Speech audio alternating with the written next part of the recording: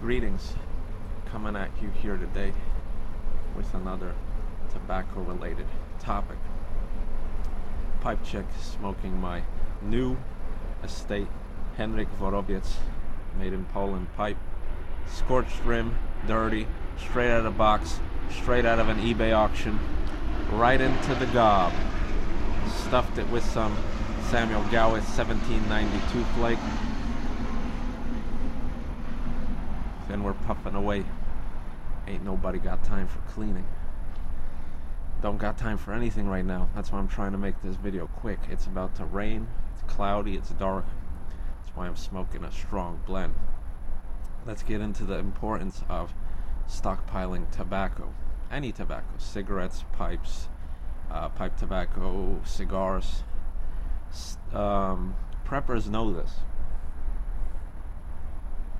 Even if they're not smokers themselves, they're stockpiling tobacco because tobacco is a commodity. And if there's an apocalypse or, whatever these preppers are prepping for, they know that they can bargain and they could trade with tobacco. It could be used as a currency. Definitely. I could see that happening.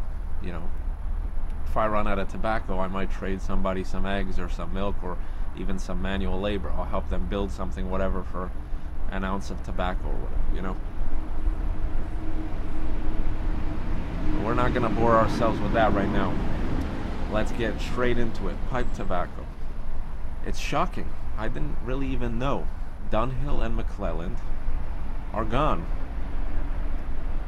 Now, I'm not really going to miss Dunhill too much. I have Dunhill Early Morning Pipe, Nightcap. Yeah, they're all great blends, but there's a lot of copycat blends out there on the market. But McClelland's Frog Morton Cellar, I don't have much of that left, I bought it when I first started smoking pipes, and it was one of my favorite blends and still is one of my favorite blends. I have some good memories with that blend. I remember cold winter afternoon, snowing outside, quiet outside. I'm looking out the window, smoking on some Frog Morton Cellar. It was such a great moment, and that moment's gone now. I have to preserve and save whatever Frog Morton Cellar I have left.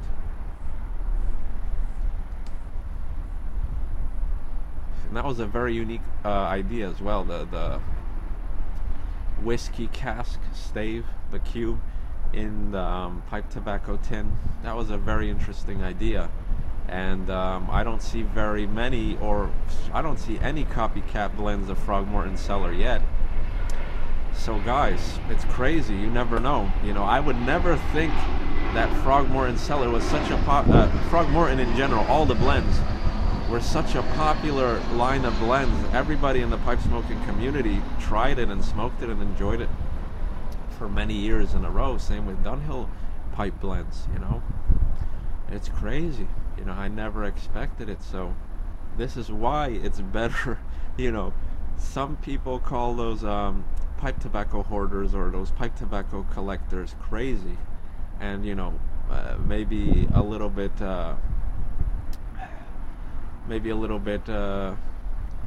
obsessive compulsive disorder here and there, but they have a point. You never know. So if I knew that Frog Morton Cellar is gonna be gone, I would have bought pounds and pounds and pounds of that stuff. And that's exactly what happened. Like when it was announced that McClelland was gonna, shut down operations and stuff like that, people bought like as much as they possibly could. But here's the thing: when it was abundant, people weren't necessarily buying pounds of it.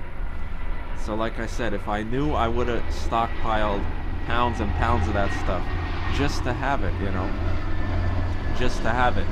Seal it up really nice, let it age, but I'd seal it up super solidly so that it doesn't, how should I say, age too much, because then it loses over 10 years, 20 years, 30 years. If not stored in the proper conditions, it could lose some flavors.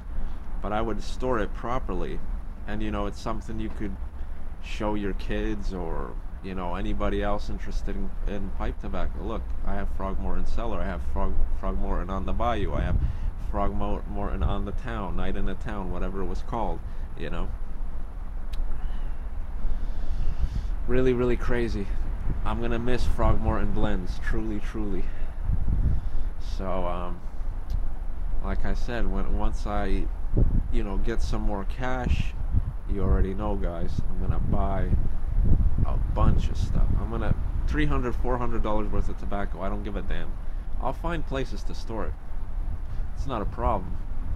It's just I don't want to. It's not about running out of tobacco either. It's about running out of specific blends. So if you have favorite blends, I'd suggest having an extra, like, let's say, I'd say at least a pound. At least a pound, just like cellared somewhere.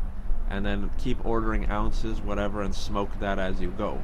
But keep that pound like in storage just in case something happens. So, crazy news. Like I said, I didn't even know. I was smoking on Dunhill early morning pipe. I was smoking on nightcap. I was smoking on 965. And I had no idea that Dunhill ceased pipe tobacco operations. It's crazy. Really crazy. But like I said, with the Dunhill blends, there's a lot of copycat blends, so that's not really it's not going to be the same thing, obviously, but it's going to be very similar, so that doesn't hurt the heart as much as the Frog Morton blends. And now it's become a prized possession, these blends. Think about it.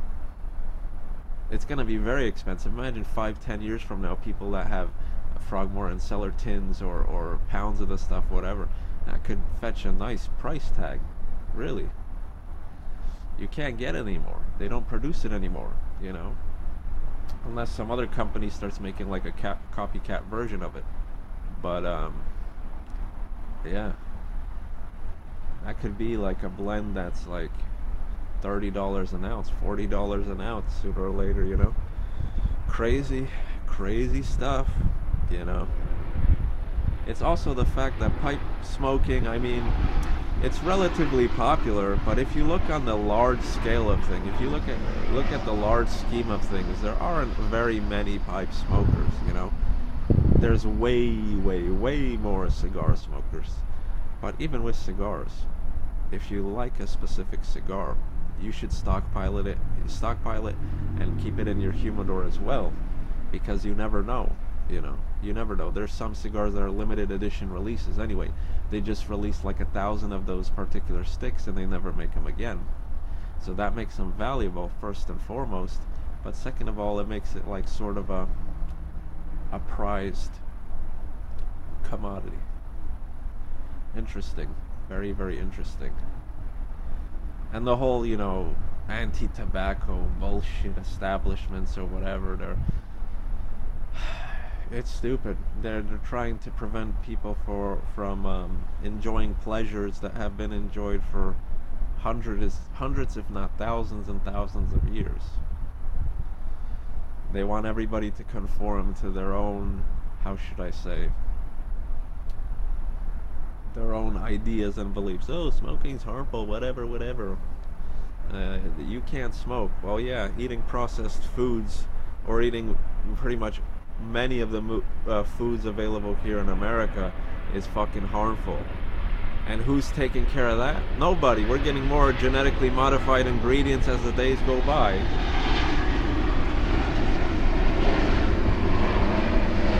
Who's taking care of the car emissions? You go to any city for any duration of time, your nostrils, like, this is gonna sound nasty, but your boogers are gonna be fucking black. I promise you. Spend some time in New York City. Spend some time in Chicago. Spend some time in Philadelphia. Spend some time in London, China, Hong Kong. Your nostrils are gonna be black. It's crazy. Anyway, people, have a good one. Stockpile that tobacco. I'm gonna be doing it. I don't care what anybody thinks, because I'm gonna be enjoying tobacco for the long run, for the long haul. I took a break for a couple of years, and look what happens. Dunhill goes away, McClelland goes away. What the hell? Anyway, people, have a good one.